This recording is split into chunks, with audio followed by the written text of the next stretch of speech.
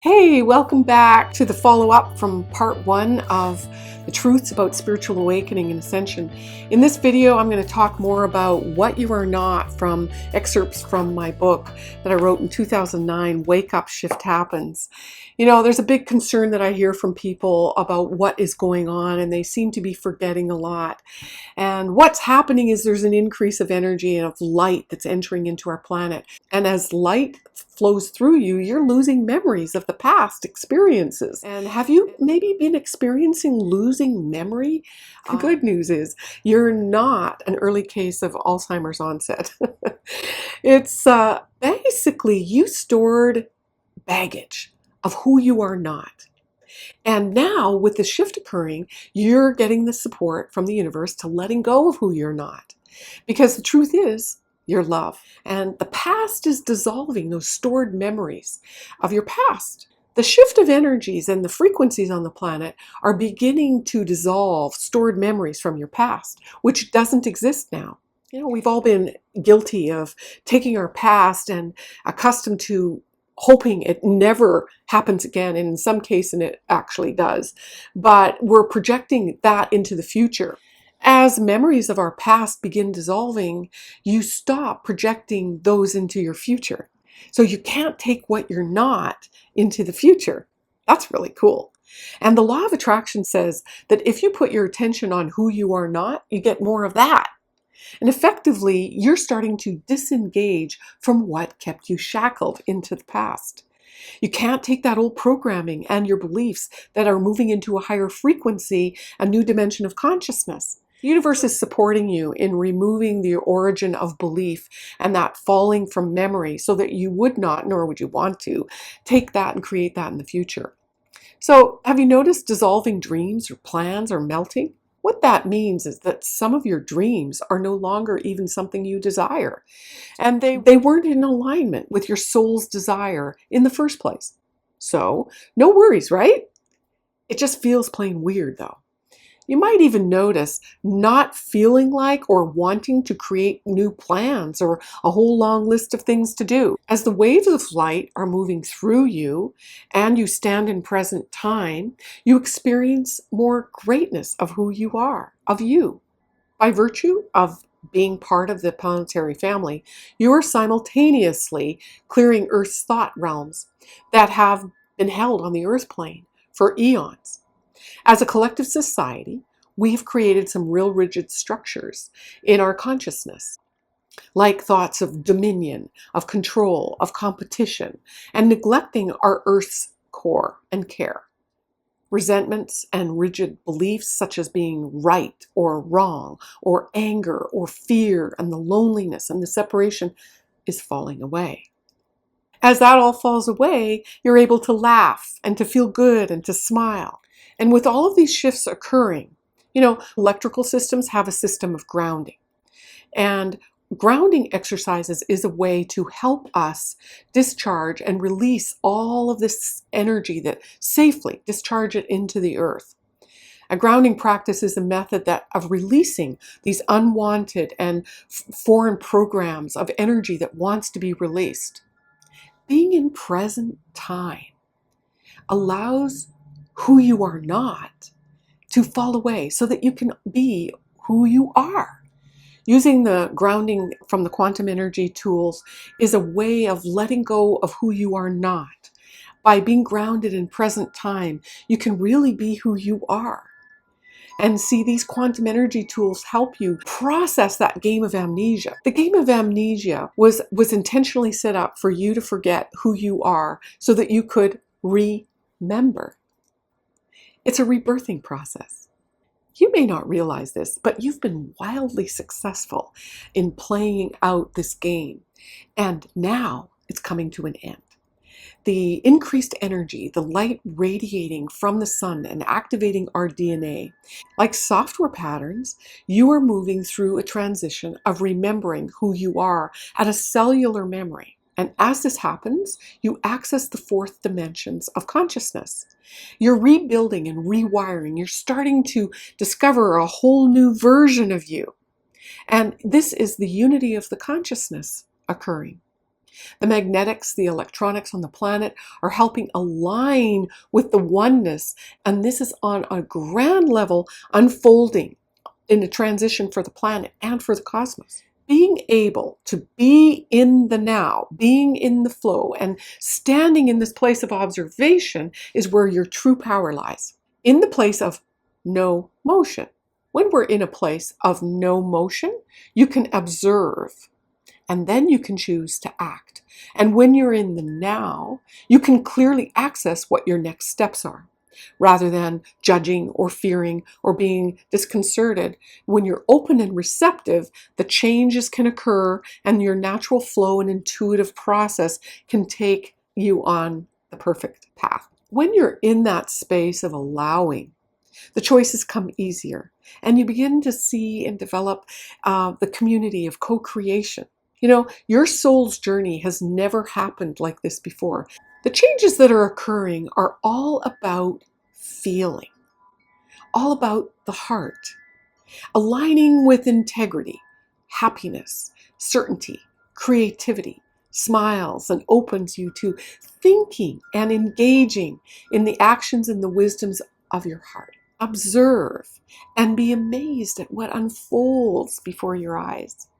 And when your heart's smiling, you know you're on your way. When you're in balance and in the present time, you don't have that need to ask, why is this happening to me? Why is it happening? But rather you're ready, aim, fire approach, like you're allowing things to unfold, you're flexible, you're detached, rather than justifying and trying to prove it or make sense of it. You know, it wasn't so long ago that our Earth was perceived flat or the center of the universe.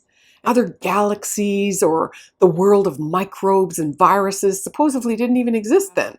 After realizing it couldn't suppress these new discoveries, the church started to change its opinion on denouncing and persecuting heretics who believed indifferently. You know, there was a time when established science and the community ridiculed such thinkers as Galileo and Da Vinci and Calvin and Louis Pasteur and Edison and Einstein. Scientists have thought that we couldn't see creatures, forces, or particles. They didn't exist. And now you might think, well, how crazy is that? Of course they exist. People never thought that whole cities could be lit with electricity. Now we consider the possibility of other worlds and other galaxies and fight diseases and travel the 7 seas and to other planets, to the edge of the world. So what about communicating into the unseen worlds of existence? Now, that's where listening with your inner ears and communicating with deceased loved ones perhaps comes in. Have you ever communicated with a deceased loved one? For me, it happens a lot when I do my sessions with my clients. It can be described as hearing or listening without the physical ears, but from within the self. It's like a telepathic communication. Mystical and near-death experiences are described as virtually always being telepathic. And for the longest time, I tried to shut out my own experience of near-death experience and tried to pretend it didn't happen. Except I knew that I was different and I didn't see the world in the very same way. I kept it hidden because I was ridiculed and shunned by families and friends. So there's a lot of misunderstandings and distortions, misconceptions over the understanding of the extra dimensions and how we communicate with them, or that they even exist. But this is now changing too, and the floodgates are opening as our limiting beliefs are falling away, and that we're more open to who we really are. You see, this awakening and shift of consciousness is not limited to spiritual figures or to special people with certain religious beliefs. Now, just about anybody can sail the 7 seas and not fall off. So this is a monumental occurrence that's available and affecting all of us. Most of us gain understanding of the 4th dimension through the observation or from personal experience of others who have talked about particular abilities of the soul to transcend various dimensions. Maybe you've heard a voice inside your head talking to you and you know it wasn't your voice. Or maybe you've even heard somebody speaking your voice and you didn't know where it was coming. Interaction with non-physical beings such as deceased loved ones or angels or your spirit guides occurs because there's an intersection in the worlds in your awakened state of consciousness. And if you fail to communicate with them, it just means that you're not connected. It doesn't mean they don't exist. It just means that you're just not conscious of connecting with them. And so for communication to occur, there needs to be a cooperation between the two parties to occur. So spirit communication is no different than actually calling someone up on the phone. You don't have to physically see them. You can connect with them and you can speak to them. Really, it's about listening and tuning in and refining your signal or your connection. It sometimes can be as simple as just inviting them in and allowing the communication to occur. Sometimes it can be beneficial to clear the energies that are blocking that communication, just like clearing trouble on the lines. Sometimes if you don't have a clear connection, you hang up and you dial again. So it's like that with the unseen worlds, but you gain understanding of the unseen world through that connection. And the more understanding you gain, then the only thing to fear is ignorance, right? Is not knowing what it is. Since my near-death experience, I definitely have a new state of awareness of the other dimensions. It's truly when my awakening began. And honestly, I'll never forget that spring day in 1998 in Egypt. I always say, though, that you can consciously shift and move and change energies and alter states of consciousness without having a near-death experience or an out-of-body experience. I find it so interesting that out-of-body experiences have occurred in over 20% of our population. And based on that alone, you got to say that, we can't all be crazy, right? Just because you've had an OBE or an NDE. In both those experiences, they have a sense or perception of vivid, enhanced, vibrant colors. Sounds are alive. Time seems different. Maybe it doesn't even exist. And unconditional love appears to be the matrix or the glue that holds together all of this totality of information. This also appears to be part of that universal matrix that ties dimensions together.